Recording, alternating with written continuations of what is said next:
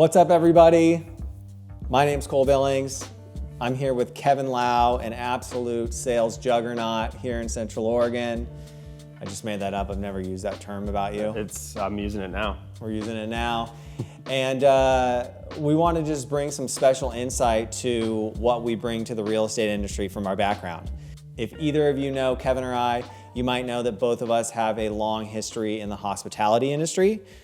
Kevin working in some restaurant and bars throughout the Portland area, as well as some wineries. Me in the coffee industry, as well as bakery industry or baking industry. And so that's something that we really pride ourselves on here at Varsity Real Estate, is that white glove service. And we want to bring to light, what does that actually mean? What does it mean to bring white glove service to our clients? What type of care can one expect when having the opportunity to work with Kevin? So here we are. So let's do it. Sound good? Yeah, sounds wonderful. Okay, so what are a couple of just the mindsets, not the actions, but the mindsets that you bring from your time in working at, let's say, a cocktail bar? The biggest takeaway from being in the hospitality industry for a long time is that the client is really our primary focus and their experience. And at the end of the day, the goal is to get them to that successful sale and purchase of their home, which is a huge, momentous step in their life. But all those little steps along the way is really where the opportunity for hospitality and care comes in. And that's just the same way I would nurture a patron sitting at the bar that I used to work at, and making sure that they're having a wonderful time and that they feel their needs are met that whole entire process, not just at the end or the beginning. I think part of what I hear you saying, and forgive me if I'm assuming, but for instance, at a bar, it's not always just about the drink or the drinks that you're consuming or the quality of those drinks. It's about the experience. It's the way that you feel when you walk into the bar. It's the way that that person who's caring for you makes you feel. Is that accurate?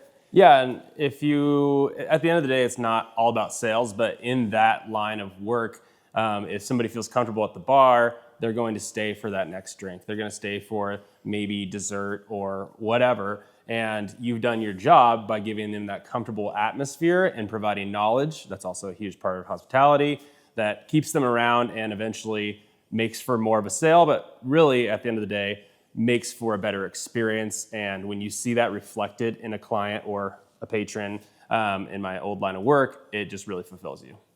Okay, so obviously it's super important to make sure that we're obviously going out there, we're creating the most amount of value for our clients, we're hopefully negotiating the best deals on their behalf, we're protecting their asset within a real estate transaction.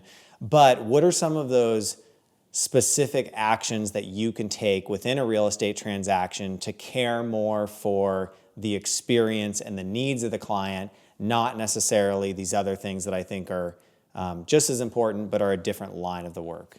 Right, and in this answer, I kind of want to get more granular, because I could just say, hey, it's all about communication, because that's a huge aspect of the hospitality, and making sure that the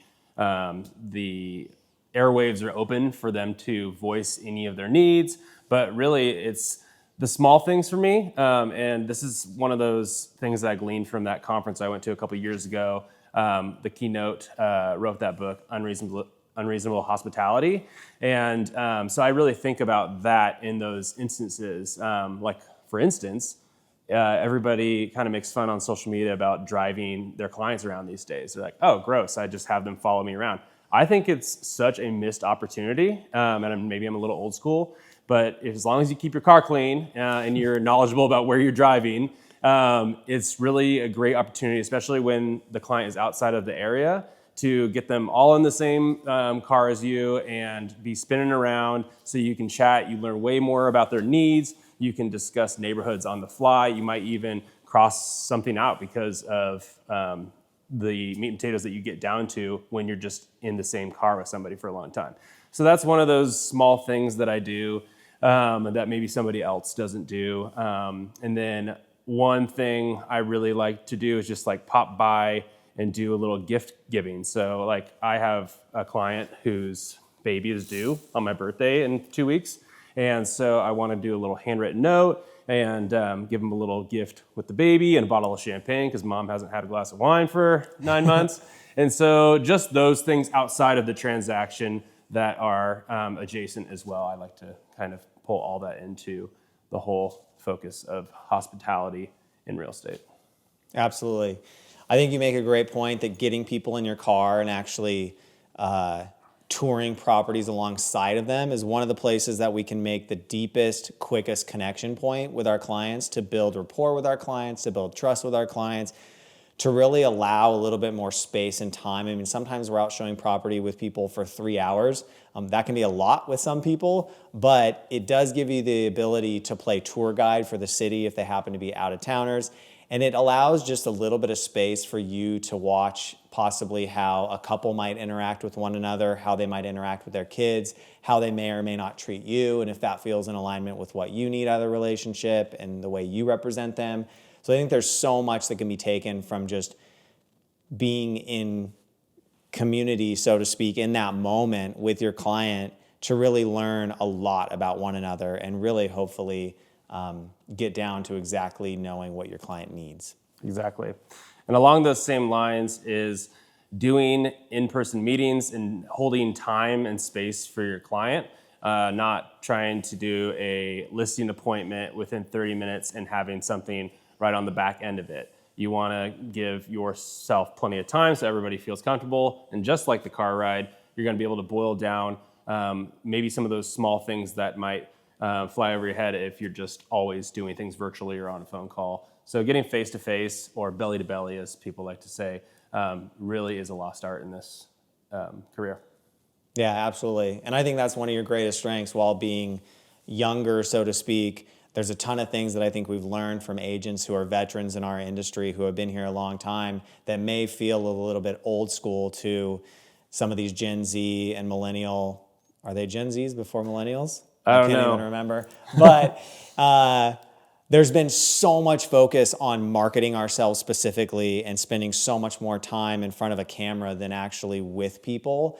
And I think that it's a lost art, and it's something that needs to be brought back, and it's giving your space the time to be able to create connections with clients, which ultimately helps you help them get to where they want to be.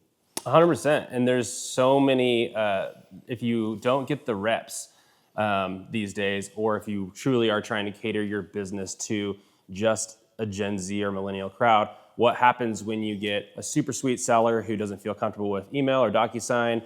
So I really like that opportunity when it arises. Maybe they could figure out how to do DocuSign or email, but I just offer to come to their home and do wet signatures, and that's just another one of those small pieces of doing it the old school way that maybe some people have forgotten, and I'm going to keep it in my repertoire. So along these lines of kind of getting more granular, like what's an example, and you can go, as tuned in on this, or you can go wider picture, but just an anecdote where you were able to apply your hospitality background to a specific situation and get a great outcome for your client in the meantime. I think for me, at the end of the day, it's a little bit more about bringing the mindset that I learned, which is really just a reflection of how I want to feel and or be treated, whether it's when I walk into a restaurant, whether it's if I'm out looking to buy a new pair of shoes, and the way that that salesperson takes care of me and listens to me and is attentive, et cetera. The goal for me is to be able to treat people and give them the attention that they need and deserve, because that's how I want to be treated in any given situation. Sales can feel incredibly transactional. That is the goal of a salesperson, is to sell things. And at the end of the day, though, that's a really short-sighted mindset if you approach every client as a transaction, because while we may be able to help them achieve their goals with that one specific transaction, my business and our business at Varsity is really based on referrals from our previous clients, from our friends, our family, people that trust us, as well as other real estate agents in other markets that we've built rapport with. And I think that if we can continue to foster business that's flowing to us through those channels, then we know that we actually made a connection with a client that lasts far greater than just the transaction at hand.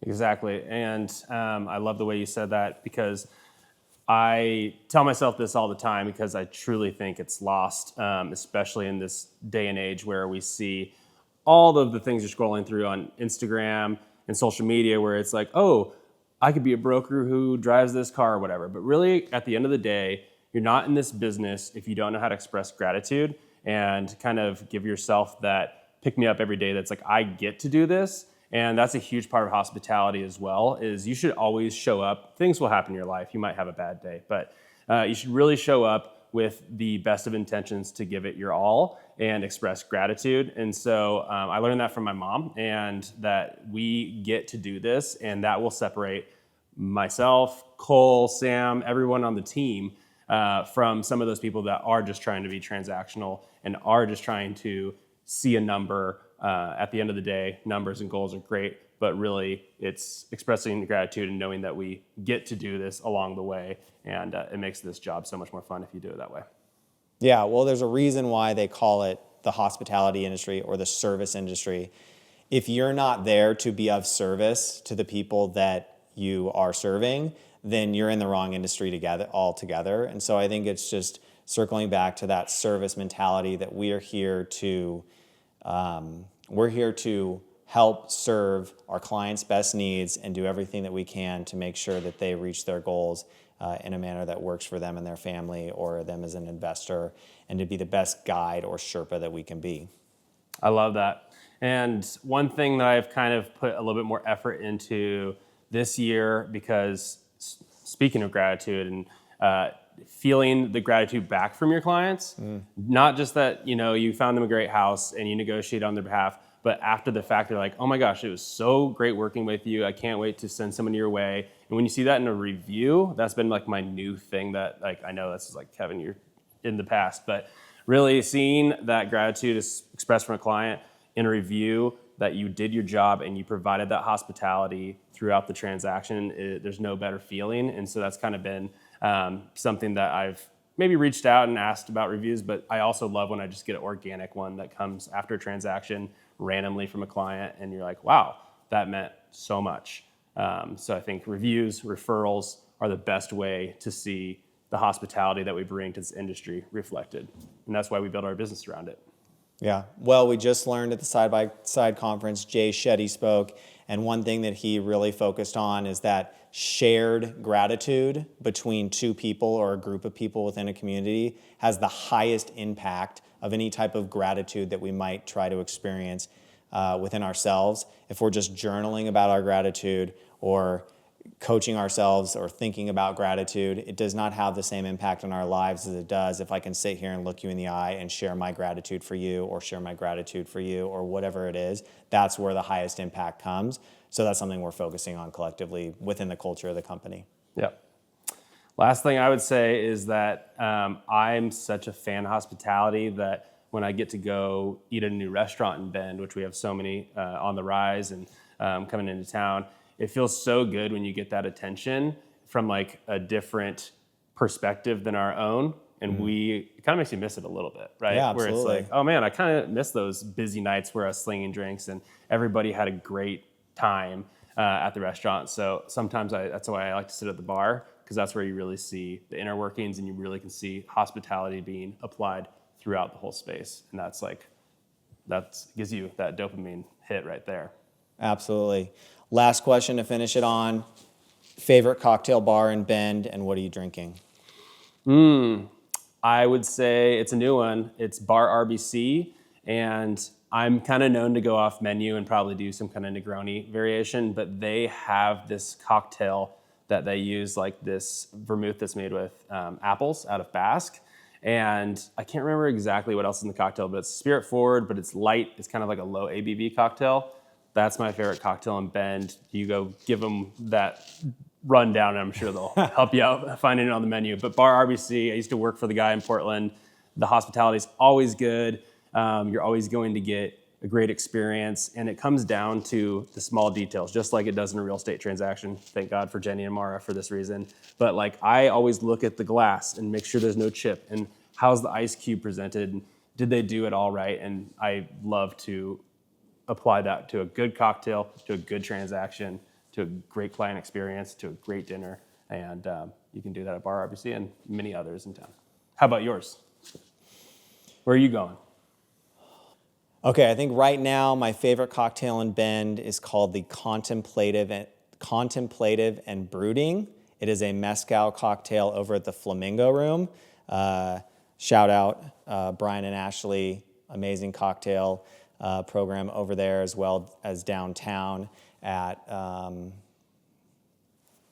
San Simone. And they also Yes. have a new spot on Galveston that I get to try out this Sunday. So I got to go try that mezcal cocktail because I like my mezcal. Yes, hardest cocktail to say, contemplative and brooding, but I got it.